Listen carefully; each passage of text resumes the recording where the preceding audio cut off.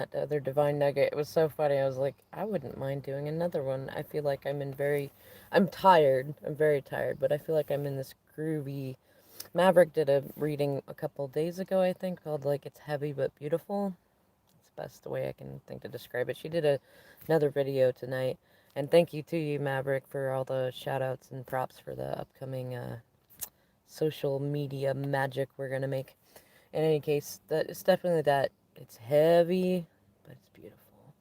And so I was thinking in that energy, like, this is such delicious energy. I would so love to say more to folks and speak to things that maybe they're working on.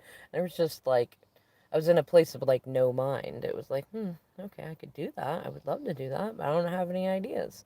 And here's the funny thing, that was something in the past that I used to beat myself up on all the time about, like, because I'm a writer and I'm a creator, and like, then I'd get stressed and I'd be in a place where I'm like, I don't have any ideas, or then it was, I have ideas that I never finish. And so it's really great to have manifestations like this to where, I mean, in the past, I can feel my own guides laughing at me. That's what's weird in this moment. That's weird in this moment, but it's delightful. Is like to try to find ideas for articles. Like I write on hub pages. I haven't promoted this in ages. My main one that's most popular is BizGen Girl, and then I have a secondary one that when I knew all of the ways that things worked and I'd learned the cycles of Google AdWords and things like that, and how to write evergreen articles and stuff like that, I made one called Wrench Wench, and I wrote articles about fixing cars because I am a mechanic, but I was an active mobile mechanic for a while. It's one of my DM's favorite stories about. I learned from one person that there was this idea of being mobile mechanics, and I was like, I want to do that. And I got up some cheap tools from my dad, and I advertised to people that I would charge very, very cheap to be able to work on their cars. Because I had this much knowledge about it, and so as long as they were aware of that, I learned to write contracts. I went hard. I'm an Enneagram 8 type, so I went into my five self and stood in my power of like, I don't need I don't need nothing to be able to do this except the gumption to be able to do it, just to say I can do it. And in any case, so with my articles, I would be like, I have to have an idea. I don't like my own ideas, or my own ideas would just not be finished. Like I'd get halfway through it and get distracted, or something else would come up. And so I would look and look and look and look for things to write.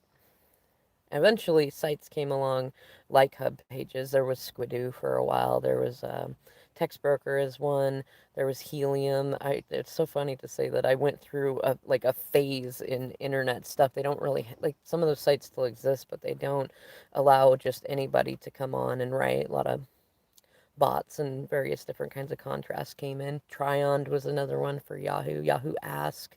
I used to write for eHow. In fact, some of my articles are still there. So at one point they kicked me off my thing and kept my articles, which is fine, but it's just funny. Um, in any case, it's funny to be in a place of like seeing how adorably silly that I was, that I used to panic about what am I going to write about. And then after that, everybody made a big thing about making sure that you are like the best paid writers and the most popular were the ones that could write comfortably, but they also had proper grammar and everything like that. And then it shifted over to people wanted content for their websites, and I really dove into, like, I felt like I had to know so much more. I'm glad that I learned it, but it's funny that I felt like I had to, because in moments like this, just before this video, when I go, I don't have an idea. And I'm like going, well, that would be fun to do, but I don't have to do it, so maybe I'll put something else on. And then I decided to look, and there was Too Intuitive 717 who had posted a message yesterday on her community tab, and it gave me some ideas to where I was thinking about, what is not talked about a whole lot is the fun that you can have with spirit and your guides in whatever forms they come out with, or they come out with whatever forms they come to you, and whatever forms you like to experience them in. I know that the universe is not overly picky about the way that we like to envision it, and or them because we're so delightful in all the many different ways we do that. And I also originally the thought was about fun ways that you can see signs and synchronicities, which is communication from the universe. Though I want to acknowledge that, well, some of you may go through periods where you're like you're not only getting signs, but you're looking for signs. And I'm a firm believer that your life can be as magical or not magical as you'd like it to be. So if you like to see everything as some sort of communication from the universe or somebody that you know or anything, that's fine. Like that's good as long as you don't hurt yourself with it. As long as you're not getting to a place to where that's all you do and you don't have any other like life goals and things that you work on, then there's nothing wrong with that. Now, I like to be somewhere in the middle. I like to challenge myself with it from time to time. And I went for a walk just a little bit before this, and I have a lovely friend that we've been working on tarot stuff with. And when my DM first went on his karmic adventure, I started noticing signs in places I would not have thought to have looked, and it'd be like maybe I'm watching a video and then I hear a crow make a really weird noise and I look up and there's a top of a tree, like say it's a pine tree, but there's a top of it. There's no pine needles or anything on three of the branches, and that crow making the sound went up there and landed on the third branch, and there's two other crows up there. It kind of felt like a three of wands sort of thing. And at first it was like, I don't know, I think I'm stretching. And then I leaned into the embrace the absurd and I was like, who cares if I'm stretching? That's kind of fun. I wonder, I'll leave myself curious. Maybe that'll mean something or, something else will happen. And then like later I would find like three of wands from one of my old decks that got lost in the fray of moving and it just like falls out of something I move on the floor. And I'm like, oh, interesting. That's two, three of wands, if I'm looking at it. And after I went through my phase of overdoing it for me and realizing I was not focusing on other stuff that was important to do, and I came back into a balanced form of reality. Now it feels fun because I'm helping others learn about tarot, and I went for a walk, and somebody put a pile of free stuff. It's out in front of a church that's near where I live, and there's never anything there. Now, in the past, I probably would have like walked up to it not thinking anything about signs. But when I, and I'm so not kidding, I wish I could use my phone to also show a picture. What I could see from a distance was a long lantern. Hello, Sparkle. With there's nothing in it. It was a candle lantern clearly, but it was clearly for a big one, and it looks just like the one from the Hermit card, and I could see that from a distance, and I was like, okay, this is my guides having fun with me, right? Because I've been doing a thing lately too where it's not that I'm not disallowing signs to come to me. I'm simply not looking at everything going, what does that mean? What does that mean? What does that mean? And then I've been just enjoying being in a space of no mind, which is kind of meditation, Eckhart Tolle kind of stuff. Just being present, just enjoying the deliciousness. And then signs will drop in my lap. So I thought, okay, I have to go up and look. There's the hermit's lantern. How could I not at least look? And I go up there, and there's like three cups underneath the stool that the lantern is on, and there's two. It was really odd. They were like fake. What do you call it? Palm tree leaves, just two of them. Which I'm thinking, okay, I've got the hermit. I've got three of cups. And I've got two of wands. And I was like, well, where's the rest of it? And you know what it really looked like to me, like overall, was the magician's table. It was on the grass though, but I mean, that's kind of what it looked like. But I'm like looking at it, thinking about it, and there's enough round objects that could take the place of pentacles. So we've got all four elements of the tarot, and it always goes through my mind of like, is this really a sign or am I just being silly? And then I always come back to who cares? I like being silly. I love being delightful by that. Oh, awesome.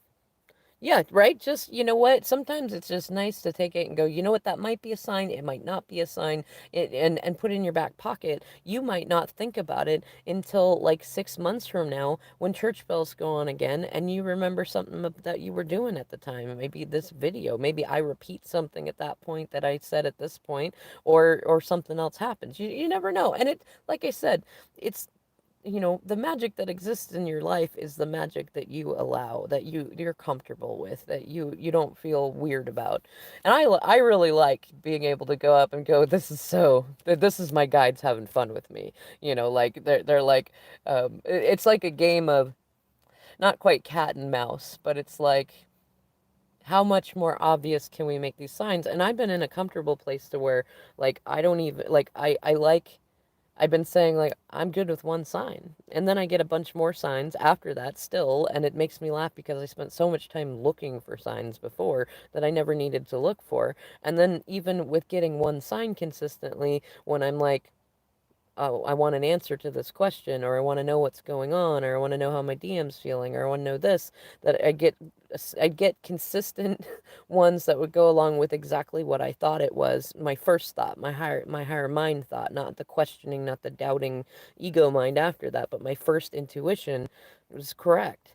And then the more that I've played with that, it's like the more there have been signs like from whomever I had said intuition about that would then like show me in a minute after that that's exactly how they felt or what they were going on about or things like that.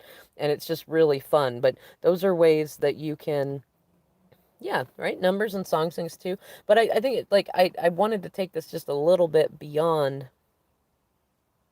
Yeah, see, right? When you get signs that have humor in them, right? I think we overlook that. We overlook that. Like, I mean, I had a vision not long ago, I want to say yesterday, day before, about like the universe was your imaginary friend. It wasn't, and it was imaginary, but it wasn't because our imagination is spirit. It's a part of it. It's how we access it. And it's part of like when various spiritual paths say we're made in the image of spirit, of creator, whatever you want to call it. It's that we are creators and destroyers too. That's what that's the energy of the universe. And destruction is creation too. It's all, so we're creators. And like, for one thing, why not create why not have guides that are fun and funny, and why not have a reality where whether you're talking with another human or not, you have a delightful experience because you have these magical experiences with your guides. And why not take that further and allow yourself to be open-minded enough to share it so that you can see how many other people also have delicious and delightful guides and like to play like that, and then you can get to this place where you get sometimes you get signs that are just like so hilarious that there's no way about that some sort of spiritual energy is making fun of you, and not in a bad way, but just like, aren't you adorable, look at you doing your human thing, whether it's a good thing or a bad thing or whatever. But you know I encourage you as this divine nugget to not just look for and find the ways that the universe wants to play with you and delight with you, but to really explore the wonder of how far that can go. And it's all to the degree of how comfortable you feel with it or not.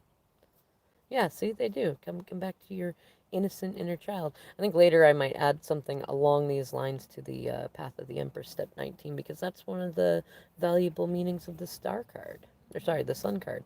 It's interesting that I said the star. I was thinking when I saw that lantern was there's no star in it.